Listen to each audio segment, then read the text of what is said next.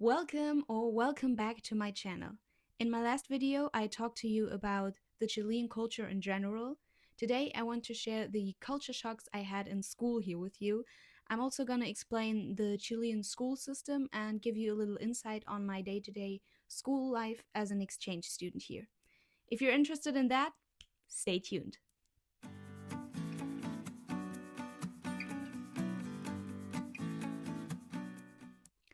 But before we dive in, let me mention that I'm not going to a public but a private school here, which makes a huge difference in Chile. My exchange program has a cooperation with my school, so I can go there without any extra costs. The school is 10 minutes away from my home, and my host sister also goes there. So that's the reason I'm not going to a public school. Okay, so let's start with school system. First of all, in Chile, we have 12 grades, just like in the US or in Germany. There are schools where you have the grades from 1st to 12th, but there are also schools that are divided into primary, middle, and high school, and all of those parts are separate. In my school, we have the grades 1st to 12th completely in one school. What I think is very interesting in Chile is that everyone wants to hit university, preferably right after they graduated. There is not this idea of you can go to university or just start your career right away or do an vocational training. Everyone wants to hit university, and if you really want a good job and make good money, you also have to go to university to find a good job later, which I don't feel like is in Germany like this. You have more options from which to choose. And there the problems already begin because universities accept way more students from private than from public schools. And it is always a privilege to go to a private school, but I feel like if you're going here to a private school, you're on a completely different level than people that are going into public schools because universities accept so much more people from the private schools. Also, if their grades are way lower than from a person that hit public school. Like here, the best grade is a 7. But if you have a student from a private school, which is in all of their classes like more of a 5 or a 6, and then you have a student from a public school that is a 7 in each of their classes, the universities will still take the student from the private school, which I think is very, very unfair. And you also see the split in rich and poor already in school here, because if you can't go to a good university, then you won't get a good job and you will automatically make less money, and your kids will have to go to a public school as well. And since there aren't those opportunities and those different kinds of career paths that you can choose here, like everyone is fixated on going to university, it is very difficult to get out of that hamster wheel of rich and poor, I think. But it is true that public schools in Chile can be very, very bad. There are also good ones, but the teachers usually aren't as good as in private schools, and of course, the equipment in private schools is also way better. I also feel like you have more clubs and activities to choose from after school ends. Like we have dancing, volleyball, football, basketball, a lots of sports, but also a lot of creative and cultural activities like theater, music, or cool stuff like first aid courses, which I think is very practical. The grades system in Chile is also very special. The best grade here is a 7, the worst grade you can get is a 1. You pass with 4, but the interesting thing is that we have tenths. So there are grades like 5.5, 5.6, 5.7, 4.3, and it is very difficult to get a 7 because if you already make the tiniest mistake, you get lowered some tenths. But what I think is very cool is that we can higher our exam grade by tenths that we get in exercises. And then we show them to the teacher, we collect those tenths, we show them to the teacher, and the teacher can higher our exam grade. So it is a very interesting technique to give the students motivation for their everyday exercises in class, I think. Okay, let's move on to pauses and holidays. Those were really shocking for me first. Let me walk you through my school day. School starts at 8:10 and the lessons are always 90 minutes long. So first we have a block of 90 minutes lesson, the same subject. After that we get a 15-minute break. Then we have 90 minutes again, 15 minutes, 90 minutes, and then we have a 1 hour lunch break.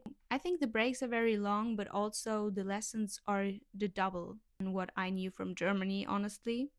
And after lunch, we have another 90 minutes of school.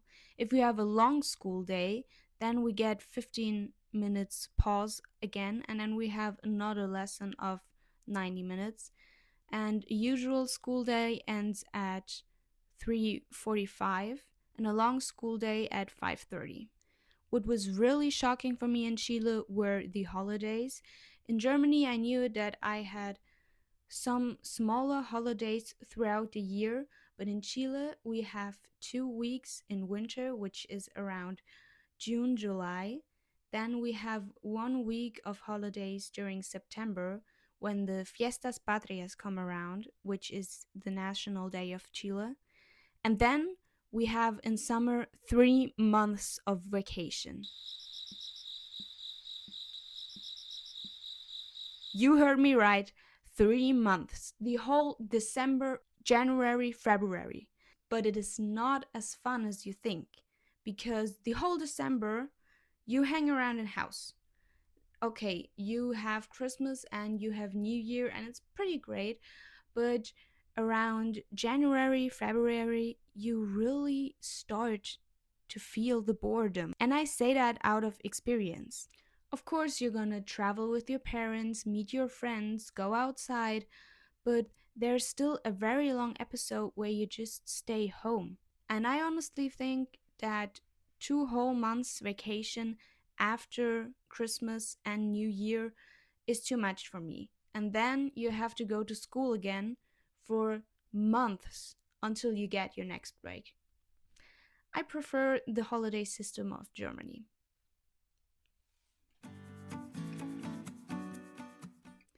Okay, and let's come to our last category, behavior in school. It is bad. It is really bad. Imagine this. You're going to school. You're usually there at 8:05. The bell rings at 8:10. The teacher comes in, everyone sits down. And at 8:25, there are still students coming in to the classroom and saying, "I'm sorry I'm late." And the teacher says, "Oh yeah, no problem. Already used to this. Sit down." There are students that are coming 20 to 30 minutes late on the first class. And during the pauses that we have, everyone stays outside longer than the 15 minutes. I feel like the school bell in Chile is not the sign for the class to start. It's the sign for the students and also the teachers to get slowly up from their seat and walk to the classroom with the calmness of someone who has nothing to do in their day. And then they're getting to the classroom and the lecture is starting like 10 to 15 minutes after the bell rang. And that is like this every day, every lecture. So yeah, Chileans are also very unpunctual in school and spontaneous. This is honestly my motto. Chileans are spontaneous and unpunctual. When someone is finished with their work or what they have to do, the students can get very strange ideas, like getting up walking through the classroom, playing guitar, playing games, singing, dancing, filming TikTok videos, and the teacher is calmly sitting in front of the class and does not care at all what the students are actually doing. But there are lessons where the teacher is correcting exams in front and we are working on our exercises, and then everyone just starts to do random stuff. One day, one of my classmates brought a razor to school and started to cut the other boys in class the hair, and everyone went out and had different hairstyles that day. And I was just shocked. The teacher didn't did anything. He was just sitting in front of the class, correcting his exams, and he didn't care what the students were doing. Like it was the most normal thing in the world. And I honestly feel like that the teachers here really want discipline in school. They want respect, they want punctuality, but they are so used to this sometimes very random, unpunctual behavior that they're not fighting it anymore. You can also notice that in the deadlines because we get so often deadlines on exams, and then the teacher asks if we're ready, and everyone says no, even though they're probably ready. And the teachers always extend and extend the deadlines until they probably forget that we even had to do the exercise. And at the end of the school year, which is here when the summer holidays of 3 months start, I feel like the discipline completely drops. I always thought that the end of the year was the time when you write a lot of exams again and try to higher your grades.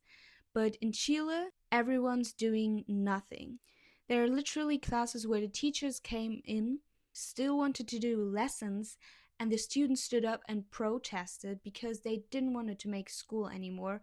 And they protested so long until the teachers gave up and let us have free time, which I think is so crazy. And it's again this of the teachers are so used to the students misbehaving and not listening and not having discipline that they give up super quickly. At the end of the year, there are also lessons where the teacher just comes in and doesn't even give us any exercise, and we don't even know what we could do during class. So we just have the whole class of 90 minutes doing nothing.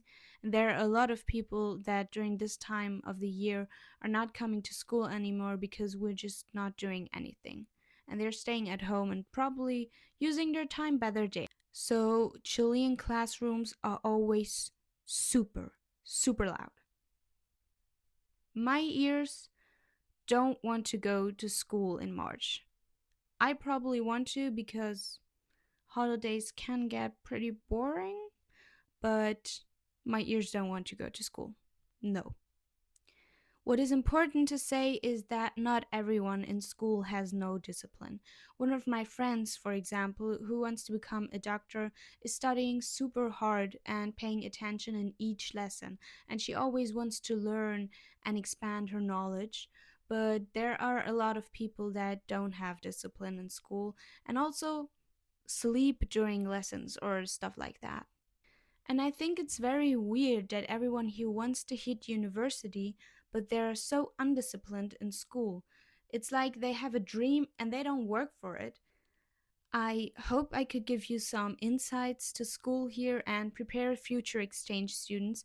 If you want to see more exchange and travel content, follow for more. I love you. Bye bye.